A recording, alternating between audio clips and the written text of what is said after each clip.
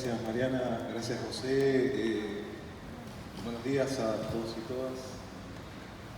Voy a tratar de ser bien sintético, así abrimos el diálogo y una conversación que me parece más rico e interesante.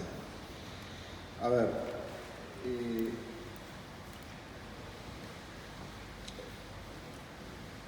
desde que nosotros estamos en la gestión, hace 3 años ya, pasó la pandemia en el medio, ¿no? Pero nosotros trazamos en términos de políticas públicas para la educación técnica profesional un principio y 3 propósitos. Esta era la idea, digamos, cómo sintetizar un esquema de políticas públicas justamente para jerarquizar y fortalecer la ETP de la provincia de Buenos Aires. El primer principio, el principio que nosotros establecimos, que es el que todavía venimos desarrollando con muchas líneas de trabajo, tiene que ver con el concepto de integralidad. Es decir, entender a la modalidad desde una perspectiva integral. Y esto tiene que ver con un análisis de lo que venimos trabajando hace muchos años en el campo de la educación técnico profesional, desde la ley de ETP a esta parte. Para nosotros la ley de ETP fue un hito en términos del cambio de políticas públicas alrededor de la educación técnico profesional, ¿no? A partir del 2005 es como se produce una bisagra desde el punto de vista de lo que era el proceso histórico de la modalidad, apuntándola hacia un esquema de mayor valorización social, de una inversión sostenida desde el punto de vista del Estado Nacional, de ligar a la modalidad con el desarrollo nacional, cuestiones que para nosotros eran como decisiones de política que ponían en la agenda pública a la educación técnico profesional desde otra perspectiva, no ya con el proceso de lo que fue desde la dictadura hasta esa fecha, con un proceso más desde atrás con el modelo de desarrollo, es decir, un proceso de desindustrialización, un sinsentido de la educación técnico-profesional en la Argentina. Así que este es como para nosotros un parámetro. Desde la ley a esta parte, por supuesto la ley de ETP es una ley programática, en el sentido que establece horizonte, no es una ley de principios generales, es una ley que establece programas de horizonte y condiciones materiales para poder sostenerla. Todos los que estamos acá sabemos que hablamos, es el Fondo de Mejora de la Ley de Educación Técnico Profesional, que justamente garantiza el despliegue de la ETP a nivel federal, ¿no? Justamente con esa definición de carácter normativa, de carácter de política, establece las condiciones para el despliegue federal de la educación técnico profesional. Analizando del 2005 a esta parte, uno de los problemas que no logramos todavía resolver en este tiempo tiene que ver con este concepto de la integralidad, con este principio de la integralidad. Y es pensar la modalidad a la formación profesional, a la educación técnica secundaria, agraria y a la educación técnica superior como ámbitos de esa misma modalidad, que puedan trabajar en forma articulada y en forma integrada con un plan mucho más estratégico en clave de la modalidad para incrementar estos 3 propósitos que le voy a decir ahora. El primero, la cobertura, que esto es un propósito que nosotros tenemos en la modalidad de ETP. Incrementar la cobertura significa incrementar la matrícula. Digamos, ¿cómo hacemos para sostener un incremento sistemático de la cobertura de la modalidad? Que cada vez más adolescentes, jóvenes y adultos, trabajadores, trabajadoras, técnicos, puedan ser parte de nuestros programas y de nuestras experiencias formativas en la modalidad de ETP. Acá hay un dato que es estructural para nosotros y ¿por qué este propósito? Cuando uno analiza la población económicamente activa en la Argentina, es decir, todos los y las ciudadanos que están en condiciones de trabajar, prácticamente es el 50% de la población, analizamos cómo es su nivel de escolaridad y su nivel de calificación profesional, vemos un problema de mucha injusticia social y un problema polar, de mucha polarización. En Argentina, el 45% de nuestra población económicamente activa no cumplimentó el nivel secundario de escolaridad obligatoria que definen nuestro principio y nuestras leyes, y cuando uno analiza la calificación profesional de ese mismo 45%, la calificación profesional es nula. Es decir, no atravesó por ningún proceso, por ninguna experiencia formativa sistemática en nuestras instituciones de ETP. Y esto para nosotros es un dato estructural de desigualdad. Digamos, no hay posibilidad en Argentina, en nuestro país, de avanzar hacia un modelo de desarrollo con relaciones sociales más igualitarias, más justas y de mayor distribución de la riqueza con ese nivel de polarización. Y ahí la ETP tiene una herramienta clave, desde el punto de vista de las políticas públicas, tiene un valor en sí mismo. Obviamente no resuelve el conjunto de las desigualdades sociales de nuestro país, pero sí apuntala a esa herramienta a poder mitigar este problema. La cobertura tiene que ver con eso. Incrementar la cobertura no es por un principio general o por un principio universal, sino es para resolver justamente esa contradicción y esa desigualdad. Por eso nosotros pregonamos la idea de la cobertura, ¿no? Por eso nosotros aspiramos a que la cobertura de la ETP cada vez tienda a crecer, en cualquiera de los ámbitos, FP, técnica secundaria. El segundo principio tiene que ver con la pertinencia, el segundo propósito de este principio de la integralidad. Y tiene que ver con que lo que ocurra en nuestras instituciones de ETP tengan un valor en relación al trabajo, sean valorizadas por el mundo del trabajo. Y ahí tiene que ver también con una discusión que nosotros damos en clave de lo que entendemos por mundo de trabajo, ¿no? En Argentina, situado. Digamos, nosotros nos alejamos de las miradas más lineales, de la formación para el trabajo, del puesto de trabajo discreto. Si no tenemos una perspectiva del mundo del trabajo tal cual es a nuestro entender, heterogéneo, diverso, injusto, segmentado. Pensar la ETP en relación a ese mundo de trabajo, hay que alejarse de los modelos más lineales, de pensar el mundo de trabajo solamente desde una sola perspectiva. La estructura ocupacional en Argentina y ese mundo de trabajo es fuertemente heterogéneo. El mundo del trabajo en Argentina es 1 de cada 4 trabajadores se ocupa, por ejemplo, en la educación, en la economía popular y social. Es decir, y no estamos mirando eso. Digamos, nuestros perfiles profesionales, nuestras ofertas formativas, en realidad no miran a ese sujeto, que tiene otro tipo de características y otro tipo de necesidades formativas. 1 de cada 3 trabajadores en Argentina trabaja en la informalidad. Digamos, esto también, pensar la ciudadanía y el trabajo como un eje dentro de lo que son nuestras políticas formativas, también tiene que ser algo como central. Que en el mismo acto de la estructura ocupacional argentina y la estructura productiva argentina se esté debatiendo entre las tecnologías 4.0, la economía del conocimiento y la economía popular, este abanico tiene que ser interpelado por la educación técnico-profesional, pero es un desafío de extrema complejidad. ¿Cómo hacemos dentro de lo que es el sistema de educación técnico-profesional la modalidad para resolver ambos problemas? Que los tenemos que resolver nosotros, no hay otra oferta formativa, no hay otro sistema educativo que pueda resolver esto que no seamos la ETP. Al mismo tiempo, pensar tecnología 4.0, economía del conocimiento, y resolver los problemas de la economía popular, para integrarlos y mejorar la calidad de vida de nuestros compatriotas, de ese segmento productivo. La pertinencia tiene que ver justamente con esto, ¿no? Lo que sí es un dato de la realidad y para nosotros es central, la ETP es la única modalidad que estructura sus propuestas, sus planteos más desde el punto de vista formativo y curricular, sobre la base del mundo del trabajo. Digamos, nuestras fuentes para pensar, planificar y diseñar nuestras propuestas formativas siempre son el sector socioproductivo y el mundo del trabajo. No son las disciplinas, no es lo que ocurre en el campo del conocimiento solamente. Sumado a lo que ocurre en las disciplinas, cómo se desarrollan las disciplinas, la didáctica de la enseñanza, a las disciplinas científicas y tecnológicas, sumamos esta capa que tiene que ver con la fuente del mundo del trabajo y la producción, que es una fuente para nosotros privilegiada. Cuanto más vínculo tengamos con esa perspectiva, más pertinente es la formación, más adecuada es la formación.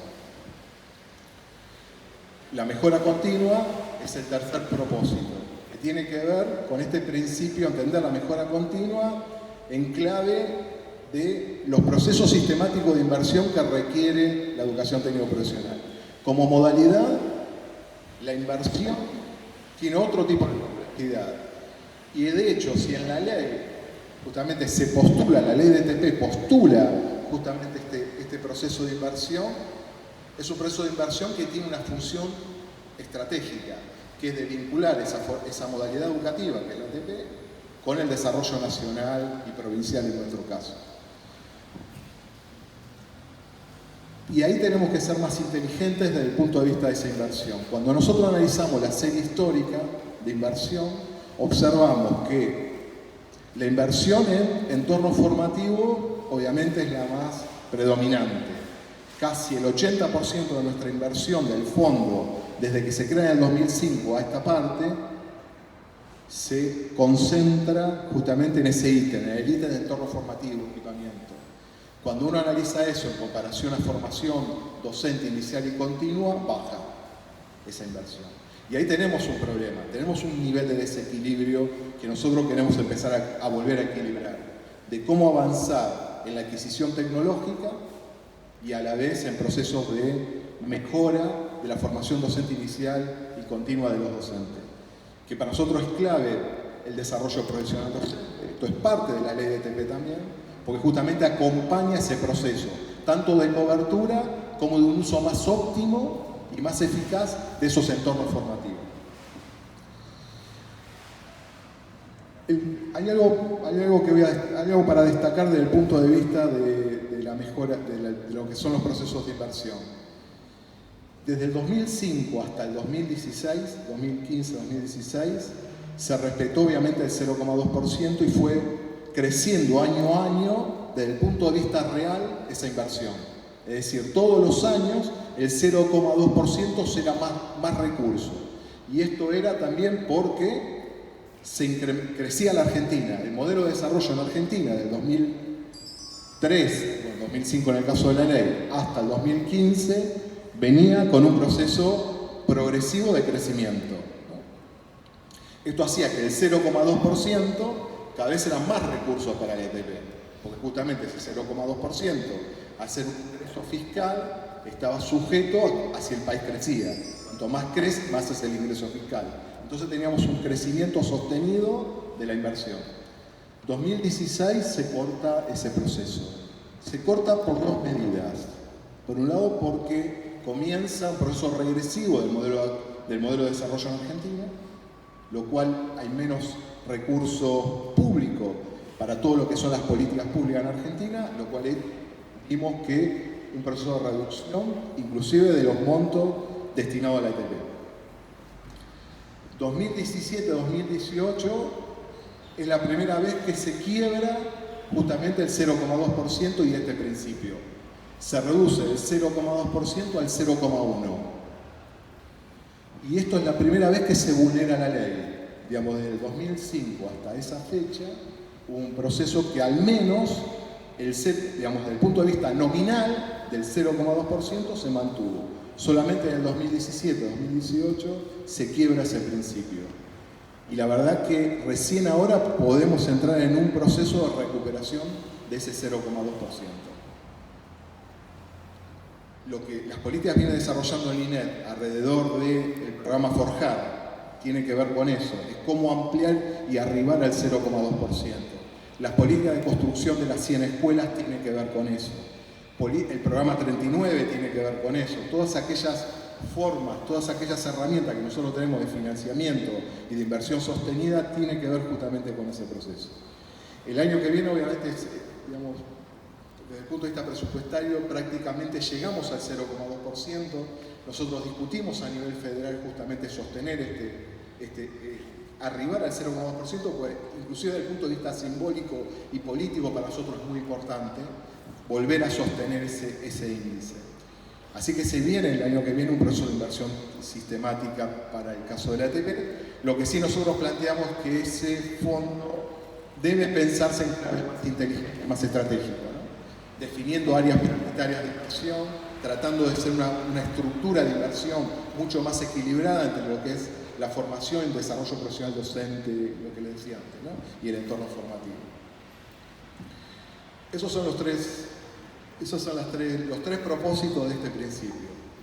Hay una cuestión, y acá también es algo muy interesante. Nosotros en la provincia de Buenos Aires, también en línea con el INED, desarrollamos el principio de la integralidad. También juega por la idea de cómo pensar la cuestión esta de la cobertura, ¿no? Cómo incrementar la cobertura.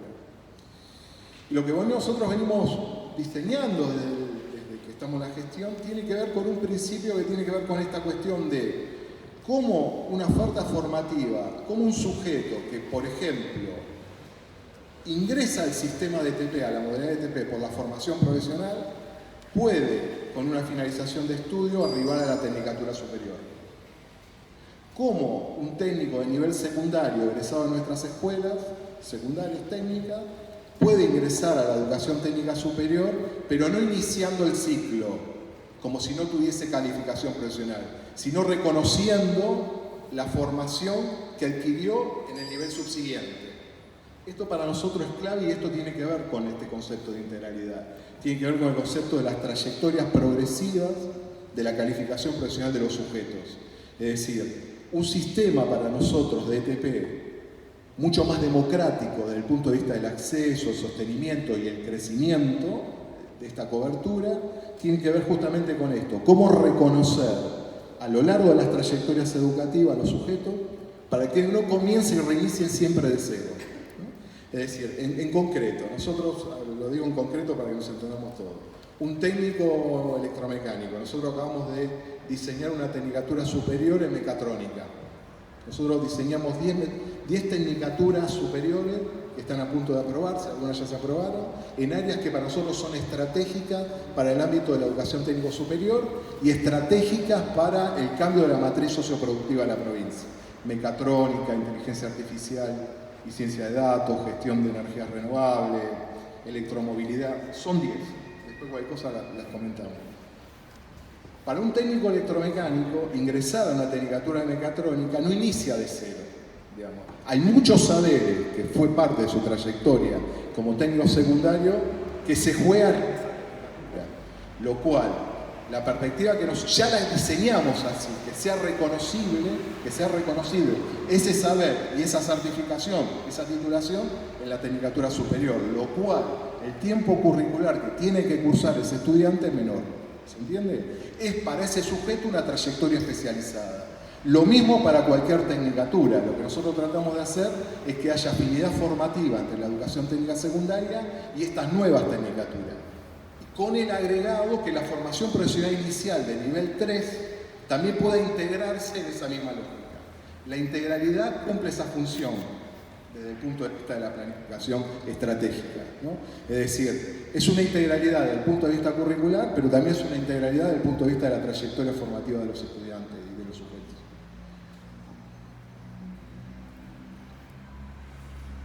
Corto acá y sigamos, ahora pregunten, digamos, que quizás haya alguna... Abramos en las preguntas. Yo tengo una pregunta, Ricardo, en relación a la integralidad. Nosotros en Quilmes venimos articulando los centros con las escuelas técnicas. La verdad que es una experiencia riquísima que estamos teniendo, innovadora. Pero a veces nos surge la cuestión del acompañamiento a los instructores, las capacitaciones necesarias a los instructores para llevar adelante este tipo de trabajo. Más aún ahora, por ejemplo, somos oferentes en prácticas profesionalizantes y vamos a recibir o vamos a acompañar a alumnos de escuelas técnicas. Si la dirección de la ETP tiene pensado algún tipo de estrategia para acompañar a los instructores en sí, hablando de FP, ¿no?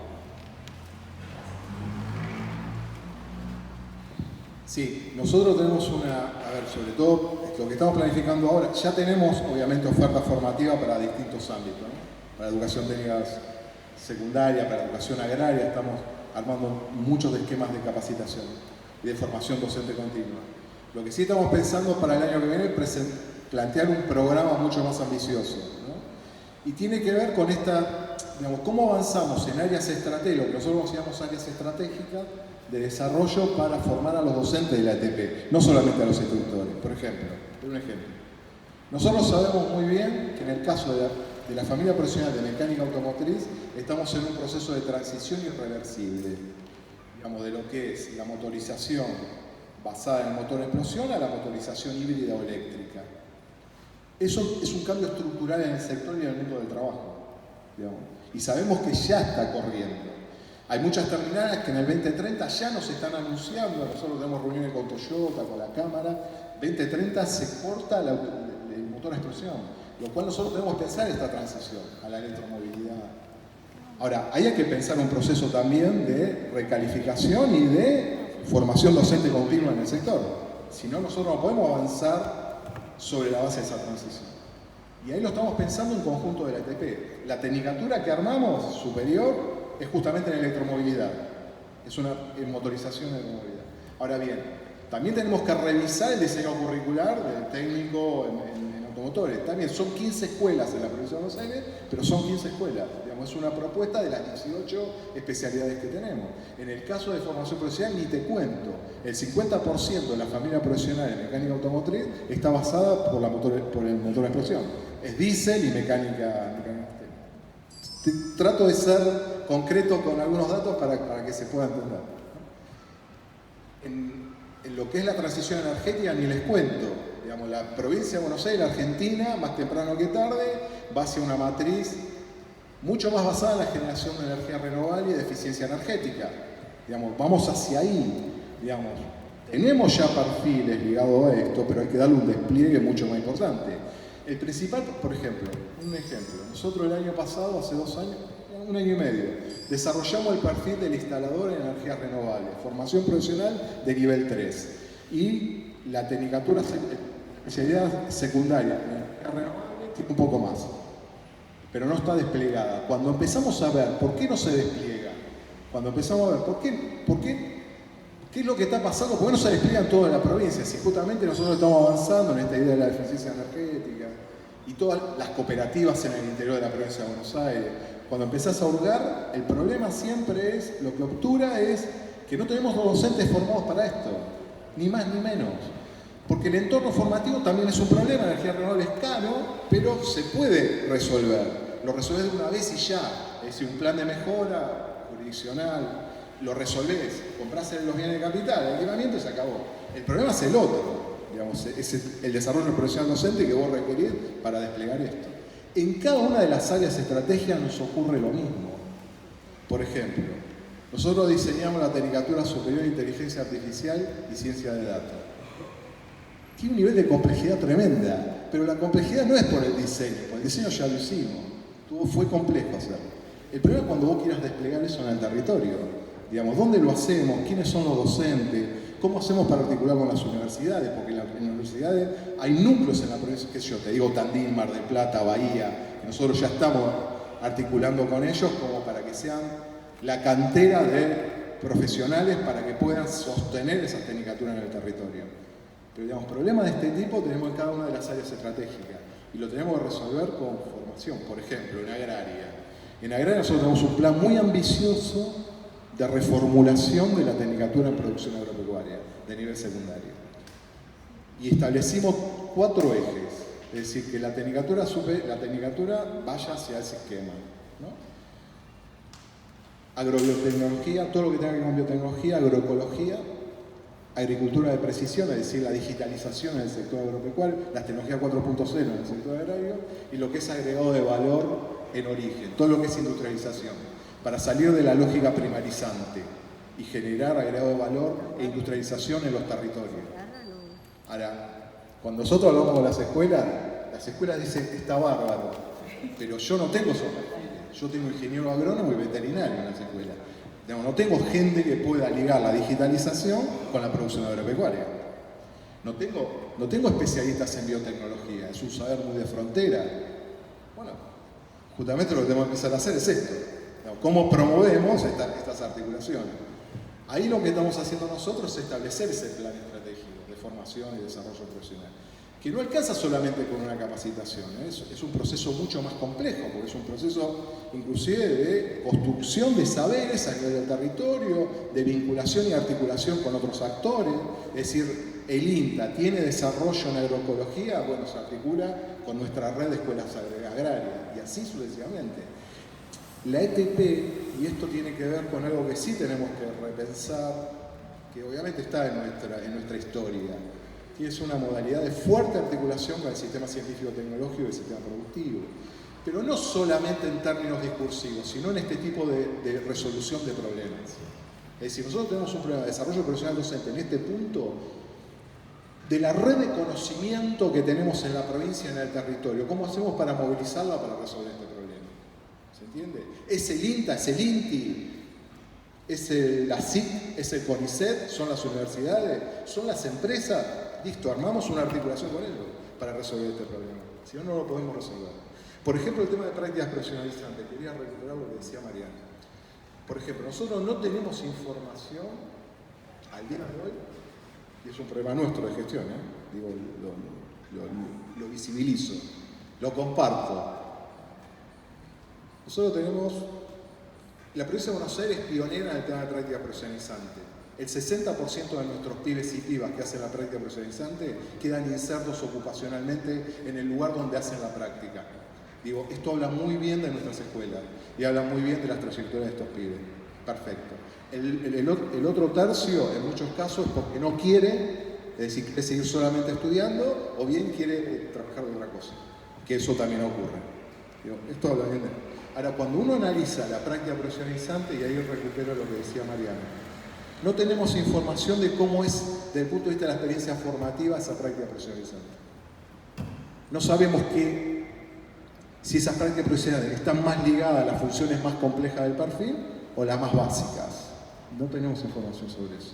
Y nosotros queremos darle una vuelta de tuerca a eso, justamente para que el campo de la práctica profesionalizante sea un campo relevante desde el punto de vista de la formación de nuestros técnicos, ¿no? Esto nos parece importante que sea así.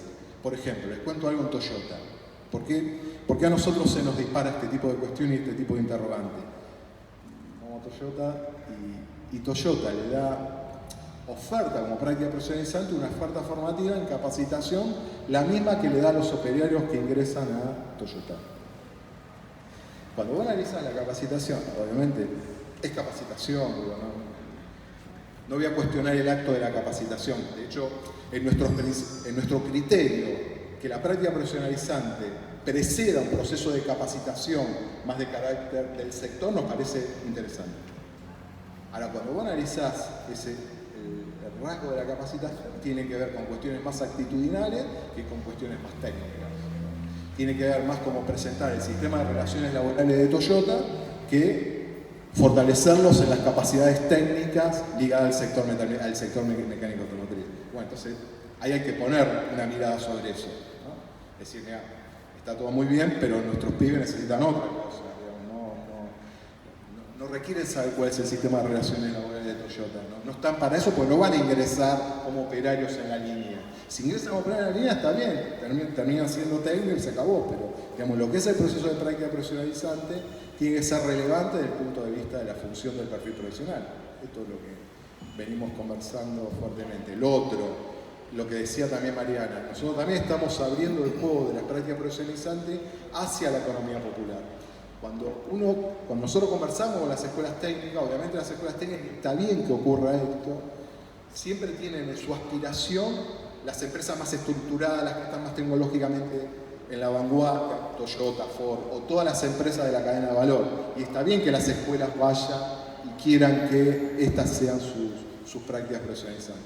Ahora tenemos un segmento importante de economía, de organización, de economía popular, de economía social, que son ofertores potenciales de práctica profesionalizante para resolver problemas de carácter tecnológico. Y nuestros pibes están en condiciones de hacerlo. Les cuento un caso, ladrilleros. En la Argentina, el 80% de la producción de ladrillo que usamos en el sistema de construcción en húmedo, el más tradicional, se producen como en el siglo XIX, en hornos, amasando el barro con un impacto ambiental terrible, en todo lo que es la periferia del conurbano, cercana a la ruralidad. El 80% son familias, son unidades familiares, y es economía popular. Solo hay empresas y no muy estructuradas, que es el otro 15%. Cuando uno analiza la composición del sector y vos ves el proceso de trabajo, es como en el siglo XIX, el grado de tecnificación es bajísimo. cualquier técnico electromecánico nuestro, cualquier pibe del último año, cualquier piba del último año, o de electrónico, de cualquier especialidad, tranquilamente puede modificar ese proceso productivo, en términos de impacto ambiental, en términos de la productividad, en términos de las condiciones de vida del trabajador. Un trabajador ladrillero a los 40 años no puede trabajar más, por el nivel de esfuerzo físico que requiere ese gesto operatorio. Y no estoy hablando de tecnología 4.0, con dispositivos electromecánicos lo resolveríamos en términos de un salto de calidad y de productividad. Lo que les quiero decir con esto es que, y esto lo puede hacer cualquier estudiante nuestro, cualquier estudiante de séptimo año de electromecánica, electrónica, puede intervenir en esos procesos y mejorarlos. Y ahí tenemos una cantidad, un segmento muy importante de oferta disponible para las prácticas profesionalizantes. Esto me parece que, y es correr esta mirada en términos también de atención a este sector que es la heterogeneidad productiva de nuestra provincia, de nuestro país, ¿no? Y que la educación técnico profesional también ponga mirada en esto.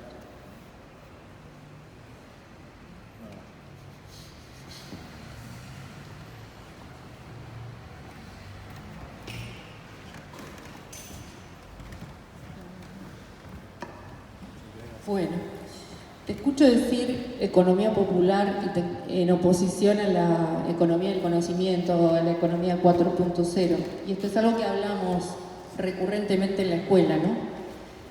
Porque, digo, a mí me cuesta pensar que la economía popular, o encasillar a la economía popular dentro de parámetros rígidos de que esa economía popular, baja calificación, bajos ingresos, una vida de obrero abnegado toda la vida, o sea, por la eternidad. Y cuando pensamos, por ejemplo, en los cursos más tecnológicos o más de 4.0, programación, robótica, digo, por ahí mi generación, por ahí estamos un poco más acá de eso, pero digo, tenemos pibes como los pibes de la escuela técnica que queda cerca, la SED queda cerca de una de las sedes importantes del 406, digamos, son pibes que terminaron la tecnicatura y otros que están estudiando y que son del barrio. Y cuando estamos en la sede, que son pibes que están yendo a la escuela secundaria, y a mí no me gusta la idea de limitar o de separar y poner en oposición esto de la economía popular con las economías más, con los contenidos más complejos, si se quiere, digamos. Una cosa es mi generación, vuelvo a repetir, y otra cosa es los pibes que vienen más abajo.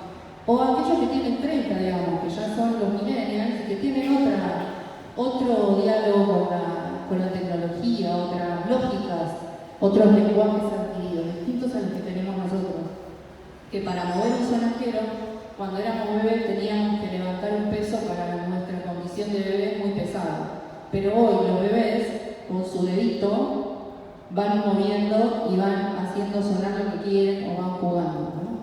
Desde ese punto de vista, digo, tenemos que seguir poniendo la economía popular en oposición a las economías que pueden generar mayor valor agregado y mayores ingresos, o podemos pensarla y proyectarla como un proceso que va incrementándose en complejidad y que podemos desde la formación profesional ir formando tanto a los que tienen 16 como a los que tenemos 50, que también podemos empezar desde cero. Por ahí nos cuesta un poquito más porque las neuronas ya están un poco más gastadas, pero que también podemos acceder a esa tecnología y formación profesional. Me parece que es una buena oportunidad.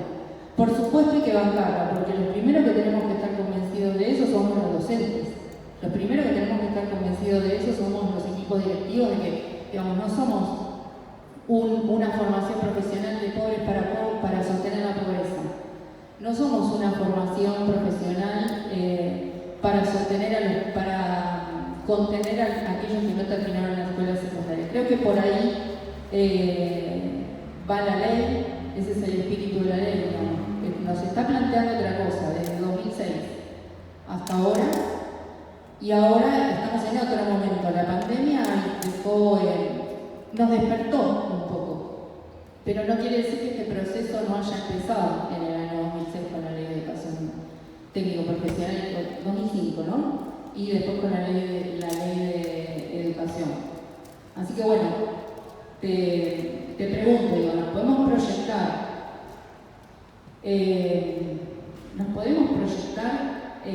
o podemos proyectar una educación y una formación profesional que pueda mejorar las calificaciones y que podamos decir, bueno, que elija el que quiera ser albañil porque le gusta hacer pastón, que lo haga, y al que le gusta desarrollar la lógica para ser un programador o que maneje base de datos?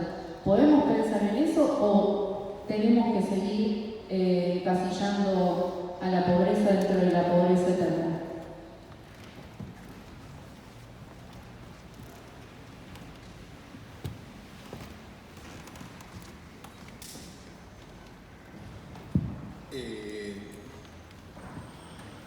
No. No tenemos que hacer eso. No, a ver. Yo lo que traté de decir es, digamos, cómo es la heterogeneidad del sistema productivo. Ahora, justamente una función central que tiene la educación técnico-profesional, y la FP obviamente también, tiene que ver de cómo democratiza el saber, en este caso los saberes digitales, ¿no?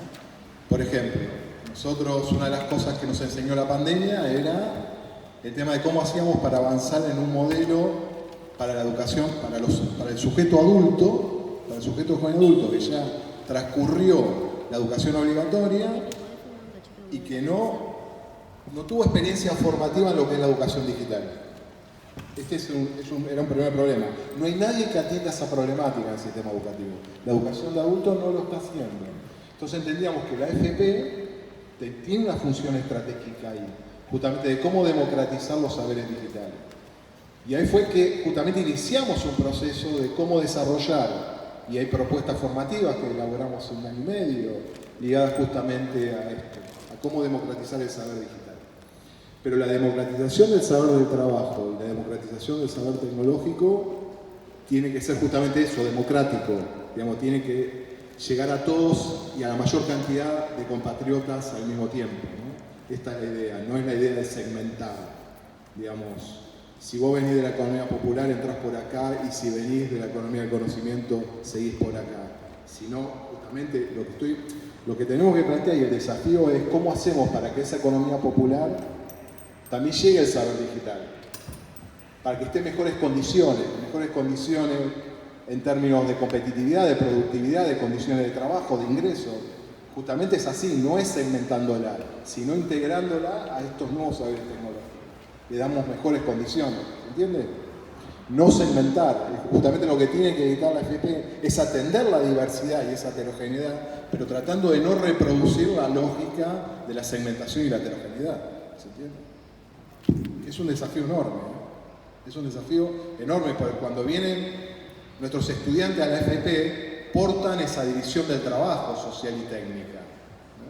Cuando viene una compañera, nosotros discutimos la perspectiva de género, no estamos de acuerdo con la división sexual del trabajo, la FP tiene que mejorar esto, está bien, pero cuando venimos por la demanda, viene una mujer de sectores populares y quiere abrir una peluquería.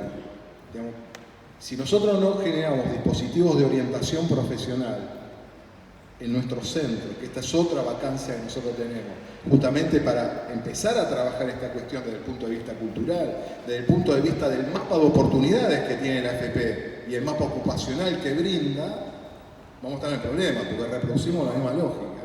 Si dejamos esto suelto a la demanda, las mujeres vienen por manicuría y por peluquería, y los hombres vienen por mecánica y albañilería. Esto básicamente es así. Gastronomía cambió un poco, justamente porque cambió la composición del sector, ¿no? Ahora es más masculino el sector gastronómico porque tiene más estatus, ¿no? Los chefs, se promueve más la masculinidad por ese motivo. No es una formación degradada, entendida por degradada desde el punto de vista de cómo socialmente jerarquizamos los saberes para el trabajo. Pero obviamente esto no lo puede resolver solamente el sistema formativo. Lo que quiero decir es que nosotros tenemos que intentar mitigar este tema y ponerlo en la agenda de nuestras políticas públicas en la ETP. Cuando discutimos género, discutimos esto también. Vamos a discutir esto. ¿Cómo se liga el género con el mundo del trabajo? En esa relación.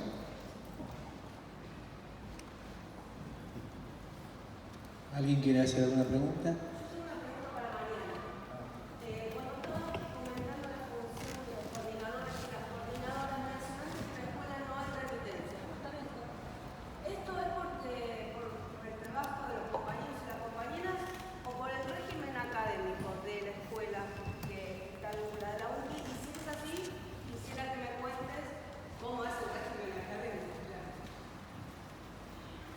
Sí, es por régimen académico. Nosotros en la escuela tenemos un régimen académico aprobado por el Consejo Superior de la Universidad en el que establece las condiciones de ingreso y qué es lo que pasa, digamos, si hay estudiantes que no adeudan materias.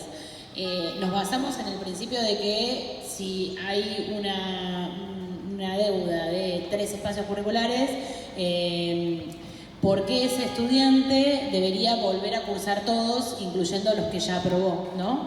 Entonces, en función de eso, decidimos de que no haya repitencia pero nos genera este desafío de ver, bueno, cómo hacemos para que realmente aprueben los espacios que van adeudando, ¿no? No lo tenemos del todo resuelto, eso es así, pero con los distintos dispositivos que venimos implementando, le estamos haciendo frente.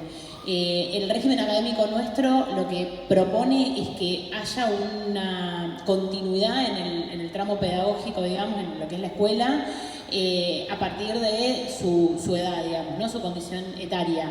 Y está relacionado con las diversidades que tenemos dentro del aula, en un aula con jóvenes, donde si a esas diversidades, digamos, supongamos en primer año, 11, 12 años, si a eso le sumamos una diversidad etaria en donde empezamos a sumar pibes y pibas de 13, de 14, ahí ya las formas de abordar que tenemos en la escuela en primero no son las mismas que en segundo, no son las mismas que en tercero, y ahí nos empiezan a generar otros ruidos. Se decide esto en el marco de ese contrato programa incluso con el Ministerio de Educación de la Nación, y realmente por eso es que tenemos estos otros acompañamientos, además del rol más de tutoría, digamos, de docentes, en cuanto a los y las coordinadoras de grupo, ¿no? Que son un poco quienes van siguiendo la trayectoria de los y las estudiantes.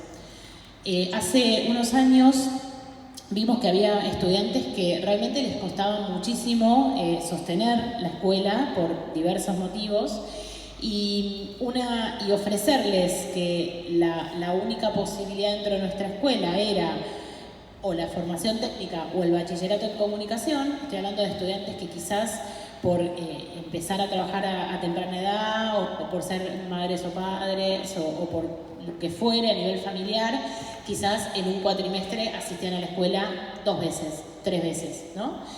Entonces ahí generamos un espacio que no fuimos muy innovador con el nombre, pero porque ya nos importaba más el espacio más que el nombre, y quedó así, que es atención a las trayectorias diversas, pero de ciclo superior, que es una formación, digamos, también graduándose con el bachillerato en comunicación, pero se trabaja solo por proyectos. Es un aula multinivel en donde tenemos estudiantes que quizás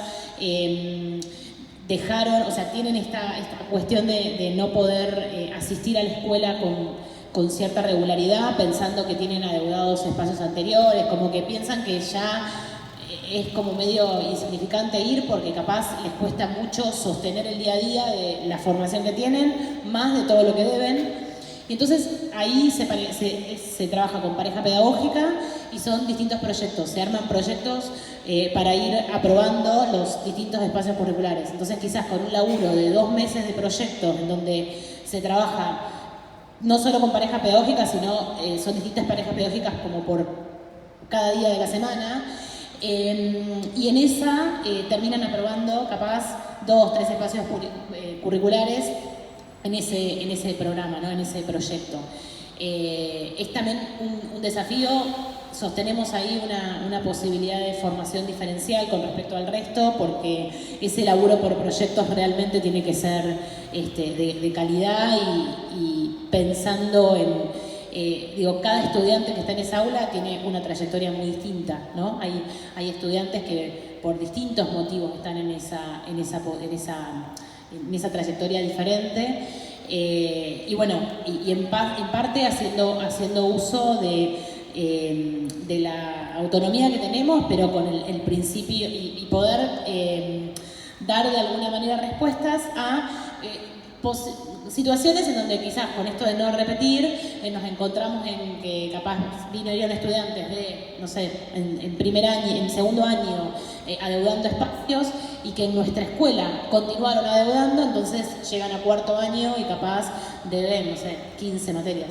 Entonces, en ese sentido es que hemos tenido prácticas muy interesantes en donde en un año los estudiantes asistían todos los días a clases, estudiantes que no venían, asistían todos los días, se pusieron a tono con todos los espacios curriculares que debían y los del año actual, y y siguieron, digamos, su trayectoria por el bachillerato en comunicación y se egresaron con el resto de sus compañeros, ¿no? Y esa posibilidad está buena porque nos permite otra alternativa, ¿no? a esa formación.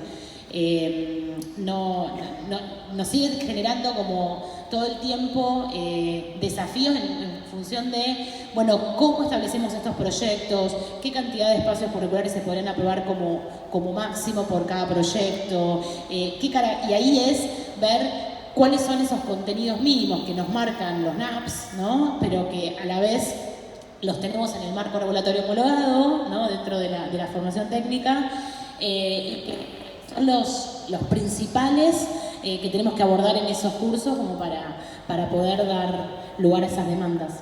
Así que básicamente va por ahí el régimen nuestro, ¿no?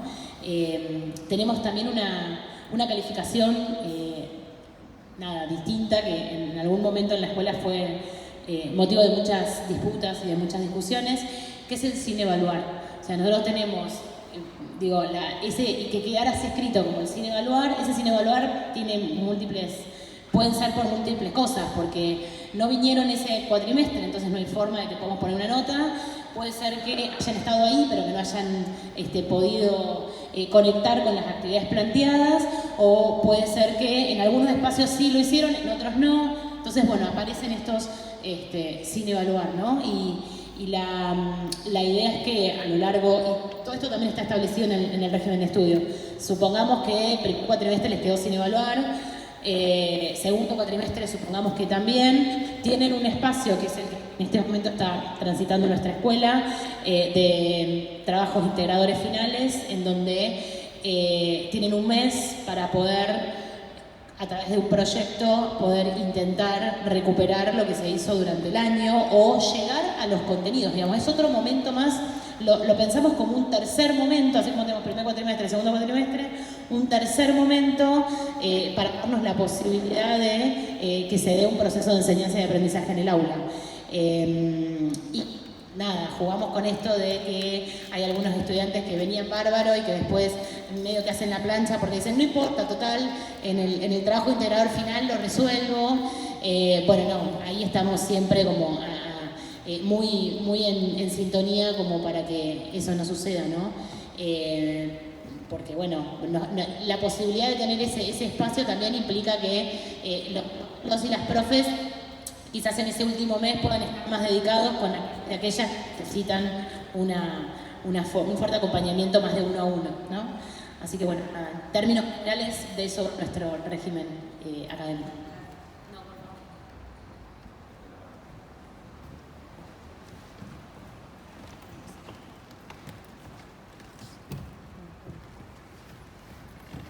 Para Ricardo, entonces, estabas hablando de que no encontrábamos por ahí los docentes capacitados para lo que viene. Y yo me preguntaba, como docente, ¿cuál sería mi necesidad? ¿Por qué estaría motivado? Pero me encuentro ante un problema inminente, que es ¿en qué tiempo y con qué plata?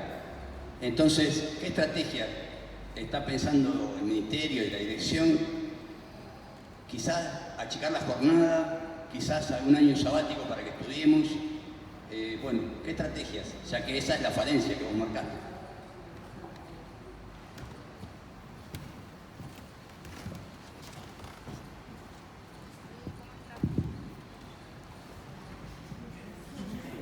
Año sabático. Casi nada. No, a ver, no, ¿con qué recursos? Los recursos del Fondo de Mejora Continua. Digamos, nosotros tenemos fondos específicos para la línea de desarrollo profesional docente. Es uno de los ítems ejecutables del Fondo de Mejora Continua del INEC. Así que, digamos, desde el punto de vista de los recursos, eso puede estar resuelto. Lo otro, para mí nosotros tenemos que entrar en un proceso de discusión de cómo es la formación docente continua y en carácter de servicio dentro de la educación técnico profesional. Al menos en el campo técnico específico, justamente por esta reconfiguración que vamos a tener en las especialidades y en las familias profesionales. Esto me parece que tiene que estar en un esquema de discusión, tiene que estar dentro de un esquema de discusión, obviamente, en lo que tenga que ver con la congestión. Esto hay que discutirlo con los sindicatos docentes, obviamente. Me parece que ese es el ámbito de discusión y de resolución de estos problemas, pero sí me parece que tiene que ser, porque siempre caemos en el mismo problema. Este tema de si es el servicio o no es el servicio, es como que corta agua desde el punto de vista de esta idea del derecho a la formación docente continua, ¿no? Lo que sí no me parece que es una actitud individual, sino que tienes una política de desarrollo profesional docente a cargo de la Dirección General de Cultura y Educación. Bueno, ya esta idea de una escuela, 2 docentes, 3 docentes que se mueven, financian con sus propios medios una capacitación de actualización, tratar de superar eso, ¿no? Y ir a un esquema de mucha más institucionalización y de una política pública más sostenida en el tiempo y financiada. Eso me parece que así tenemos que. Con respecto a lo que planteaba Mariana, nosotros venimos desarrollando también un programa que es de secundaria profesional, está a cargo obviamente de la ETP. La provincia de Buenos Aires estamos en proceso ya de consolidar 230 comisiones, entre FP, técnica y agraria. Y justamente el régimen académico, justamente tiene que ver con esto que plantean. De hecho, en la discusión federal se toma como experiencia el caso de las escuelas universitarias. Hay 2 experiencias que se toman, justamente para definir este trayecto de 4 años de secundaria profesional. La experiencia de las escuelas universitarias, técnicas, y un proyecto de escuela de reingreso del 2001 de Ciudad de Buenos Aires. Que justamente era esto, vos vas, en realidad es un dispositivo, una trayectoria más ajustada al ritmo de aprendizaje de los estudiantes. En el caso de la secundaria profesional son 4 años, formación profesional y formación general, 3.000 horas, 800 horas de formación profesional, justamente para estudiantes que están desvinculados del sistema educativo. Que en la provincia de Buenos Aires somos 25.000 chicos y chicas en esa condición. Está pensado para eso. La provincia de Buenos Aires tiene la mitad de las comisiones del país, 225 de 500 que hay en el país. Y justamente hay formación profesional, es el eje, las 800 horas, es el eje que estructura el trayecto, la formación general acompaña esa estructuración. Y la idea es que avance de acuerdo a su ritmo de aprendizaje, teniendo en cuenta que ya proviene de trayectorias truncas ese estudiante. Así que para nosotros secundaria profesional pone en tensión el régimen académico de la secundaria, ¿no? Justamente es pensar esto. Y pensar la repetición o no repetición como un punto de llegada, no como el punto de partida, que es hacia donde nos quieren correr en la discusión, ¿no? Como si el problema fuese ese, y no el aprendizaje de los estudiantes.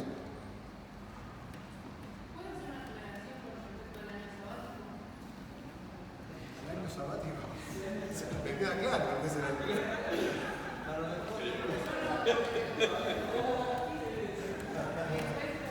Me queda más que claro.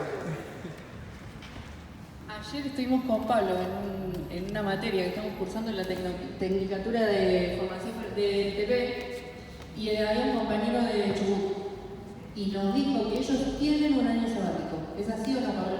Sí. cada 5, no sé, nosotros decíamos cada 3 años, 6 meses.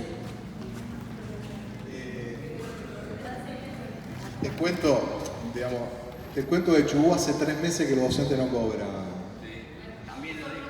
Y tiene una crisis, bueno, por eso te digo, es un problema, a ver, me parece que es un problema que hay que comenzar a institucionalizar en clave de término de política. Sí, obviamente, al menos en nuestra gestión, el diálogo social con los representantes sindicales de los trabajadores del colectivo docente es un diálogo permanente. Me parece que hay que incorporarlo dentro de esa discusión. Entiendo que es un obturador, digamos, esta discusión entre, no sé si es el año sabático o no, independientemente de cómo se manifieste, pero sí que parte de su jornada de trabajo, de su jornada profesional, haya un momento instituido para lo que es un proceso de formación continua. Digo, el mundo va hacia ahí, ya fue hacia ahí. Me parece que eso sí hay que ponerlo en discusión dentro de lo que es una mesa de discusión de condiciones de trabajo docente, de condiciones laborales. Recursos para eso tenemos, digamos, justamente por el Fondo de Mejora Continua. El tema es que hay que dar una discusión de otro, y aparte saben ustedes que esto está en el marco de la discusión del conjunto de los docentes, ¿no? Porque es un derecho para todos los docentes. Nosotros hablamos de ATP por las características singulares que tiene la ATP, sobre todo en lo que es la transición tecnológica, el conocimiento tecnológico y esto que estamos hablando. Entendiendo que eso es lo que obtura el proceso de democratización del saber del trabajo. Entonces queremos operar sobre eso. Pero es una discusión mucho más compleja, ¿no? Que tiene aristas y derivadas más de orden político. Yo creo que es algo, eso que nos viene en FP, que nos pasa a todos, el tema de capacitarse en diferentes cuestiones, con diferentes áreas, familias, en reuniones de personal que armamos, que charlamos de capacitarse, y bueno, cada uno cuenta su experiencia en lo que le compete y el costo que le genera en la capacitación, que es muy difícil, y muchas veces es difícil llegar a un software porque solo lo maneja una empresa determinada. Sí. Y eso es... Eso es lo que hay que evitar, justamente eso es lo que hay que evitar. Hay que evitar la individualización. Claro. Digamos, en las escuelas técnicas hay miles de experiencias, escuelas en red, que se capan, por ejemplo, CNC en región 6. Todas las escuelas de Moreno, todas las electromecánicas de Moreno y Merlo, se juntan todos los sábados. Hay 2 o 3 docentes que son muy buenos en el tema de control numérico y forman al resto. Todos los sábados, y lo hacen de forma gratuita. Yo me entero por ir a las escuelas, si no, no me entero. Digo, a mí me parece que eso es que hay que institucionalizarlo. Si es algo así, digamos, esto hay que financiar, hay que institucionalizarlo, para que no sea solamente sobre la base de ese esfuerzo, sino que sea algo más como una política pública, digamos, centrada en que esto hay que hacerlo para mejorarlo. Lo que peor que nos puede pasar es que adquiramos tecnología y después no tengamos los docentes para operarla. Si nosotros decimos la centralidad de la enseñanza y después los docentes no están formados justamente en estas tecnologías, o poniendo el eje en la centralidad de la enseñanza, es como un discurso que no se ancla en la realidad. Pero experiencias de este tipo hay miles en la provincia de Buenos Aires. Miles. Matanza con el tema de redes. Entre FP y técnica, prácticamente cada 15 días se forman los mejores, forman a los que están más formados, forman al resto. En el tema de redes y 4G, por ejemplo. Y uno se entera, digamos, porque no hay ni siquiera una demanda. No, lo hacen por su propia dinámica, porque no tenemos una respuesta de política pública. Es decir, no es que los docentes están diciendo, si no tengo el año sabático no hago nada. No está ocurriendo eso, al revés. Están ocurriendo un montón de acciones de este tipo que nosotros la tenemos que encauzar y la tenemos que fortalecer, pero no sobre la base del peso del docente. Tiene que ser una medida de política pública. ¿No? Creo que eso es lo que plantean los compañeros. Claro. Sí, totalmente. Esa medida de política pública. O sea, tanto los instructores como los docentes se capacitan de manera constante porque así lo piden. Lo que es FP, el mercado laboral te exige, claro, que el egresado tenga determinado conocimiento, y no les queda tiene que capacitar, parte de la dinámica. Pero la cuestión de la política pública, creo que eso era lo que apuntaban los compañeros, era Claro. si hay algo pensado. Sí, sí. Obviamente venimos avanzando en esto, por ejemplo. En el caso del FI era un caso concreto. La formación de instructores, que es el saber, es el ingreso a FP. Nosotros no teníamos, desde la Dirección General de Cultura y Educación, no había una propuesta institucionalizada de la formación de instructores.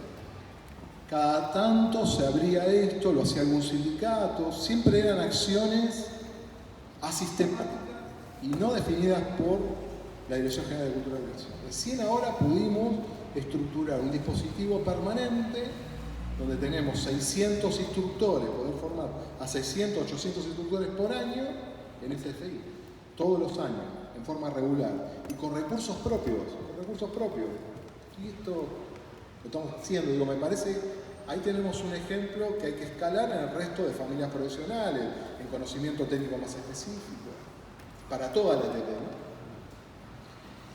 Ahora el año que viene estamos lanzando también a distancia, en forma virtual, también un trayecto para los directivos de ETP Nobel, los que recién tomaron por prueba selección. Un trayecto de carácter más especializado donde profundizamos algunas cuestiones singulares identitarias de la ETP en términos de la gestión educativa, de las instituciones educativas. Y esto me parece que tiene que ser algo abierto, abierto en términos de acceso a este colectivo docente. Me parece que en el caso de la formación continua tenemos que ir a un modelo de ese tipo. En el caso de la EPS, en el caso de la secundaria profesional, cada docente tiene 20 módulos para 15 estudiantes, una comisión. Y ahí se reformuló la jornada de trabajo de ese docente. Obviamente, imagínense 20 módulos, son 5 espacios curriculares, ariales más la FP. La verdad es que tiene un sobretiempo, no frente al alumno, ¿no? Que justamente está definido para eso. Más allá de dictar la clase de tu disciplina o de tu área, vos tenés otras tareas del programa. Y que tienen que ver con el seguimiento más sistemático, individual, en la trayectoria de cada estudiante, el trabajo colaborativo con tus pares y la formación continua. Y es parte de tu jornada de trabajo. Es Suecia, ¿no? Es una medida muy... Pero digo, bueno, creo que es un modelo que pone en tensión el modelo vigente, digamos. Obviamente, lo hacemos eso también porque va orientado a los peores, a los chicos y chicas que están en las peores condiciones, en términos de vulnerabilidad social, y entendemos que tiene que ser el mejor dispositivo para ese sujeto.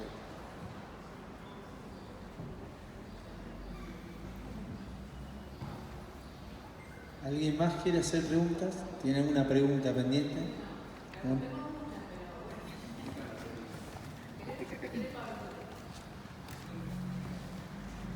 Otra vez para Ricardo. Siendo a otro tema, ya como vos contaste que en algún momento se vulneró la ley, del 0,2 pasamos al 0,1, capaz que algunos se acuerdan también que casi vulneran la cantidad de horas que había en secundaria técnica en un momento. Pero lo preocupante es